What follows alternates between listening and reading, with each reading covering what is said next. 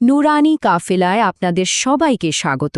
আমরা একসাথে একটা আধ্যাত্মিক এবং শিক্ষামূলক সফরে বেরোতে চলেছি, যেখানে জ্ঞানের আলোকে পথ চলার চেষ্টা করা হবে।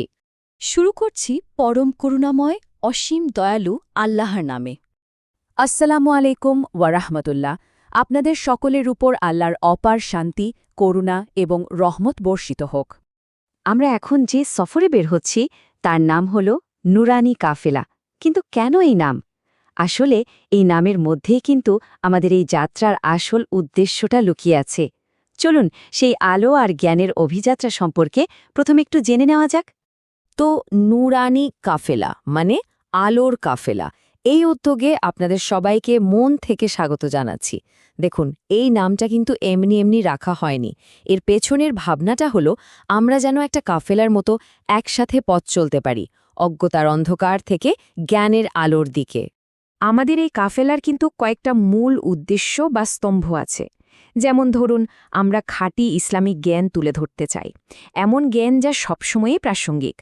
তারপর সেই জ্ঞানের আলোয় সবাইকে আধ্যাত্মিক পথে চলতে সাহায্য করা। আর হ্যাঁ, ইসলামের সৌন্দর্যটা সবার কাছে পৌঁছে দেওয়ার জন্য দাওয়াতি কাজ করা এবং কঠিন বিষয়গুলোকে সহজ করে তোলাই আমাদের অন্যতম লক্ষ্য। আচ্ছা, জ্ঞানের এই সফরটা শুরু করতে হলে আমাদের একদম পেছনে ফিরে যেতে হবে, একেবারে শুরুতে, মানবজাতির পথ চলার সেই প্রথম বিন্দুতে।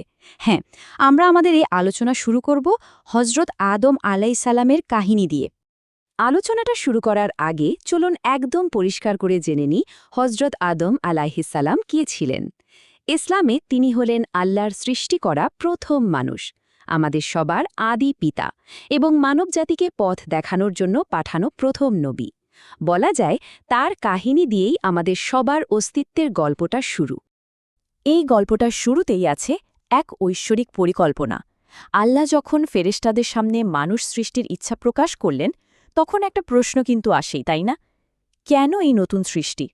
এর পেছনে আসল উদ্দেশ্যটা কী ছিল?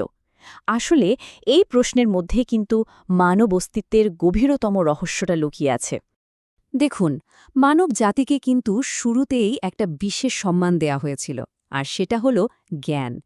আল্লাহ তাআলা নিজে হজরত আদম আলাইহিসসালামকে এমন সব জিনিসের নাম শিখিয়েছিলেন যা এমনকি ফেরেশতারাও জানতেন না।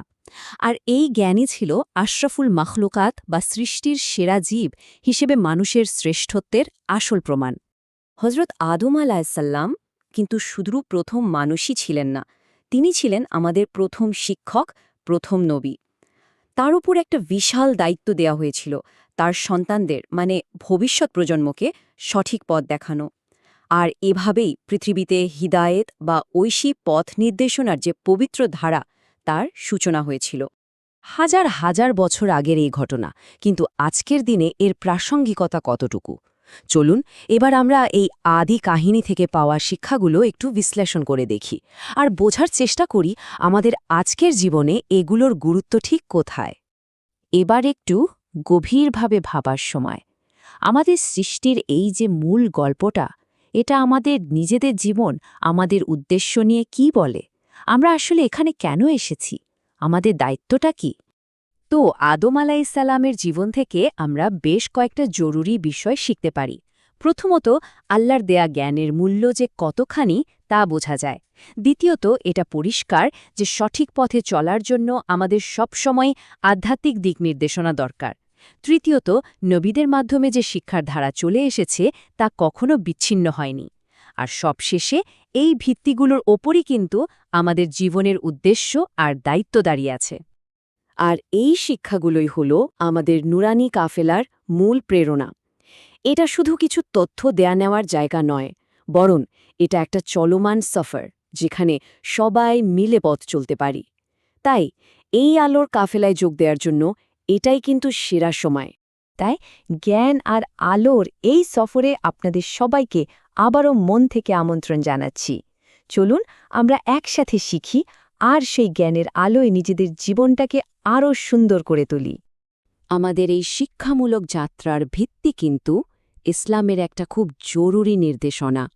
জ্ঞান অর্জন করা কিন্তু কোনো সাধারণ বিষয় নয়। হাদিস শরীফে এসেছে, জ্ঞান অর্জন করা প্রত্যেক মুসলমানের উপর ফরজ। অর্থাৎ এটা আমাদের সবার জন্য এক অপরিহার্য দায়িত্ব। তাহলে সবশেষে একটা প্রশ্ন রেখে যাই সবার জন্য। আলো আর হিদায়াতের খোঁজে আমাদের এই ব্যক্তিগত সফরটা শেষ পর্যন্ত আমাদের কোথায় নিয়ে যাবে?